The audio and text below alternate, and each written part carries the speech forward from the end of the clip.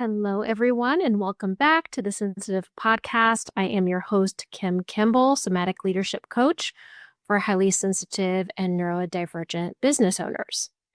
Today, I want to talk to you all about the two core reasons that I see highly sensitive and neurocomplex business owners to feel like their business is actually really sustainable, even when on paper things seem to be going well and financially they're working.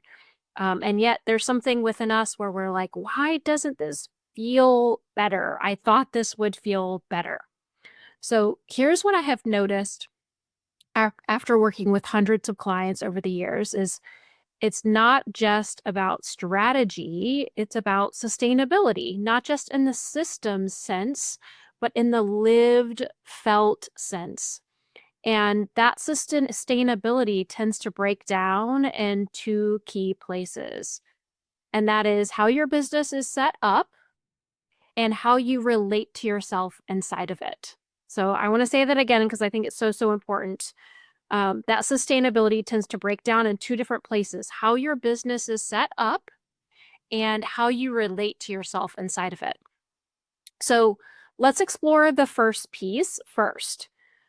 And that is just a lot of times your business isn't actually built on your blueprint. So most of us have been taught by business coaches, by consultants, etc., to build what works, quote unquote works. I'm saying this in air quotes because obviously there's very much a cost to us building in this way that may work, but for whom, right? What we weren't taught was how to build a business that actually reflects your energy, your capacity, your sensory needs, your strengths, your zone of brilliance, your real desires, what you really want, your values. And so many highly sensitive and neurocomplex entrepreneurs end up copying and pasting someone else's formula, what they say, quote unquote, works, following advice that actually doesn't fit how they work best, their own blueprint. And then they wonder why their business feels like it's draining them. They feel like they're constantly having to manage or protect their energy, tiptoeing around their capacity throughout the day. And the truth is that when your business is actually rooted in your true blueprint, not who you used to be, not in a different phase of life, not what somebody else has told you, and definitely not someone, like I said, someone else's template, everything changes. You can stop micromanaging your energy and you start actually being fueled by your business. You start actually gaining energy from your business. And that doesn't mean that everything is always easy, but it does mean that you're no longer fighting against yourself to make it work. So that is the first point that I really want to talk about, how your business is set up and really looking at, is it set up for my blueprint? Or is this set up for somebody else's? Did I set this up on what somebody else told me is going to work? And I also want to put a little bit of something else in here, and that is that as highly sensitive and neurocomplex folks, this can be a really tricky thing for us in particular because we've spent literally a lifetime masking just in order to survive because we had to. And so when it comes to business, somebody gives us a formula, it's real easy to copy and paste because we've been doing that our whole life, right? We've been masking and tell me what I need to do to make it through and I'll do it.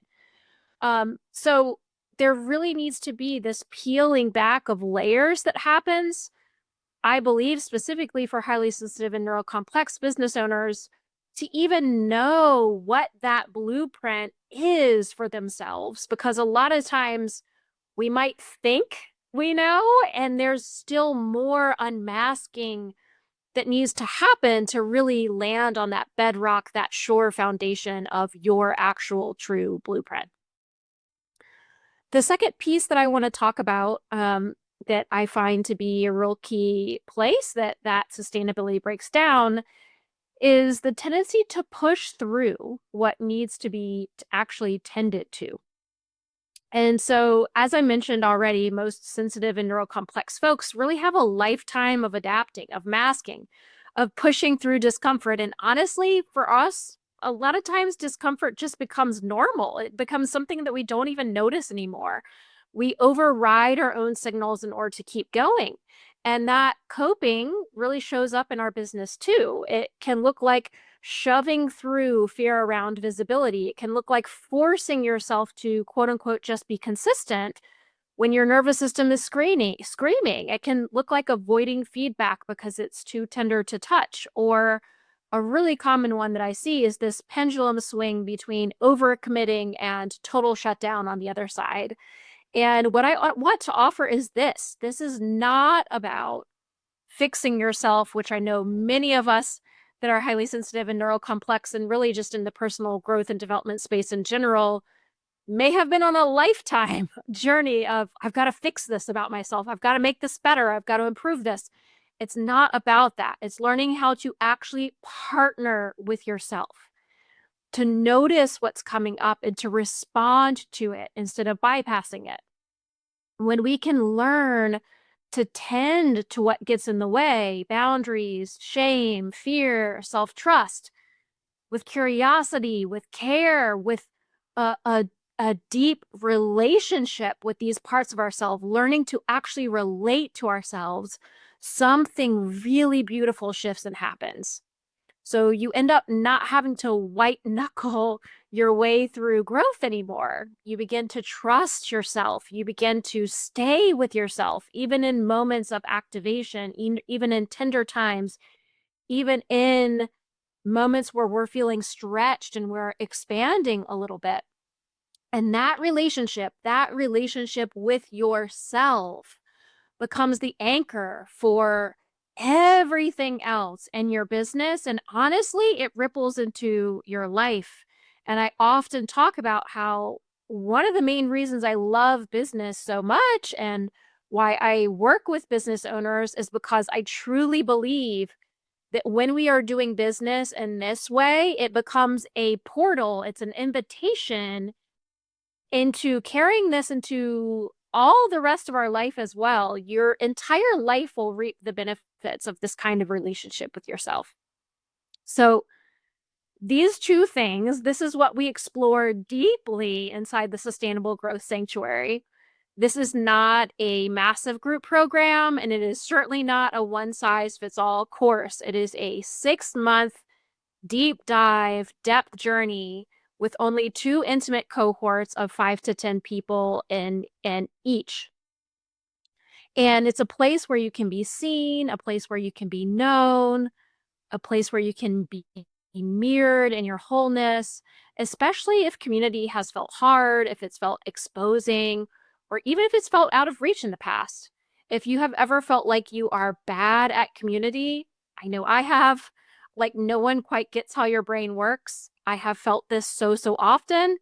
This is a space where you don't have to explain, you don't have to mask, where you can just honestly feel this exhale of me too.